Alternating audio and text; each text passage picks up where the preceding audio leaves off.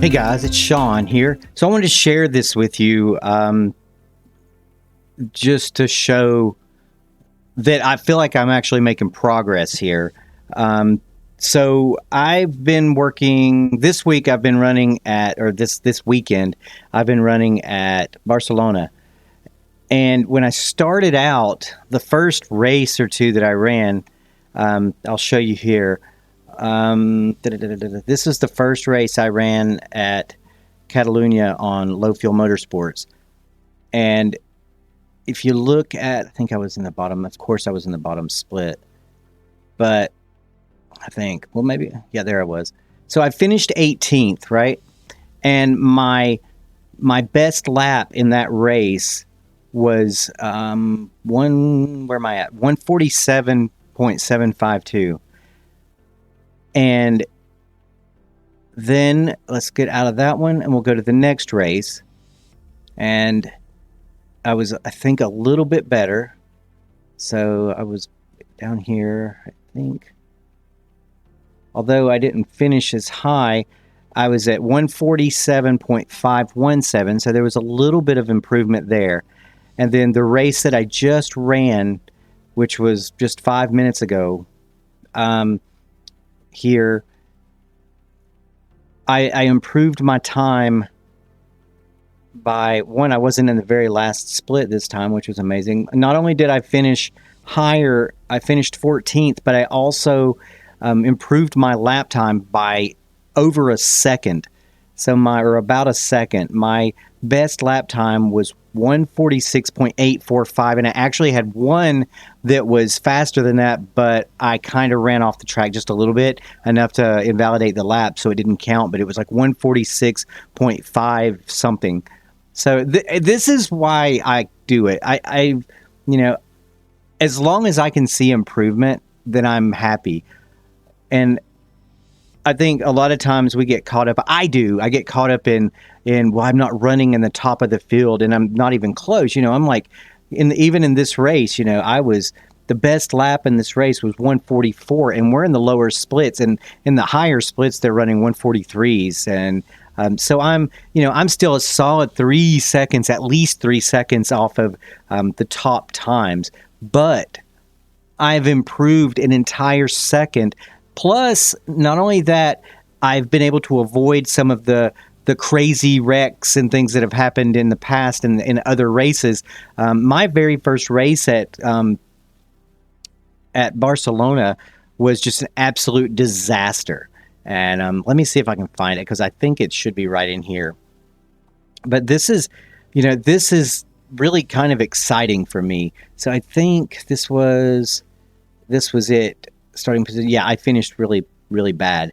But so this was my first race at Barcelona, I think. There was only one split, so it would put me way down. Yeah, I was 26th.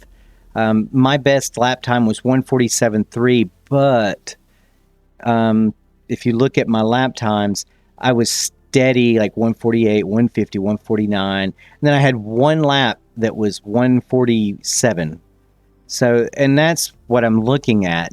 So if I come back to the race today, which was this one right here, where I had my fastest ever lap. So I'll come back to split number 7. I had one small incident on this track, or this race, which was my fault. I touched a guy, just barely touched him. We got into a corner, and I was a little bit... I came in a little bit too hot, and he stopped a little bit shorter than I expected. So I barely touched him and put him around. So that was my fault, and I apologize for that. So anyway, back to this. So here are my lap times for this race. So my very first one obviously is a 152. It's always slow. But then 147, then we get 147, 148, 146, 146. Had a bad one. I was in traffic on this one. I think this is probably the one where I touched him. Then I had 149, 148, 146. All three of those were invalidated. But then at the end, I was running, I had 146, 147, 147, and then two 148 laps. But my lap times are faster and more consistent. And that's what I'm looking at, because the more consistency I build, the more speed I feel like I'm going to find on the track, because it allows me to start. The more consistent I'm on the track, I think it allows me to be more, to explore the track more and try to find places on the track where I can gain speed. On this race in particular, I got behind a driver that was faster than me, and I saw places on the track that he was able to go faster that I hadn't even thought about carrying speed through. And when I did it, like I said, it increased my lap times by a second almost. If you look at my lap times from Friday, they were all in 148, 149, 150s, and now my lap times are starting to creep up into the 146s, and I feel like that my progress will just continue as long as I keep working at it. And of course, today's the last day of Barcelona, but you know, it all works together. I'll work at this track and then I'll go to the next one and continue to learn, get better with the car, tweak the setups in the car. So I'm really excited about this. So I'm going to share the race that I just did also, so you guys can see it. But I really appreciate you guys watching, and I'm just super excited because of my lap times and what's going on as far as I'm definitely slow. I'm not, there's obviously I'm not one of the faster drivers, but I feel like that with my consistency, and I'm getting more consistent with my lap times.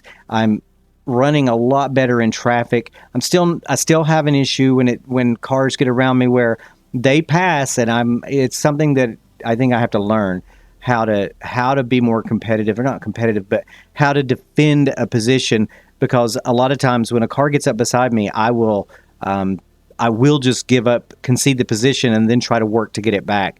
And mainly, I'm just trying not to wreck right now. I want to continue to improve, get faster on the track. And then once I feel confident on the track and the way the car handles and the way that I drive, then I feel like I can start to push more and try to take more positions. So, but anyway, I think I will share the race, not on this video, because I wanted just to show everybody what's going on here. I was really excited by this. And it's really cool. Plus, when I started my rating, I started out as a rookie, and my safety rating is up to 5.15, and it's continuing to climb. So, this is a good thing. I'm excited about it. I still probably could use coaching just to improve what I'm doing, but right now I'm just going to continue practicing and looking for places on the track where I can gain speed.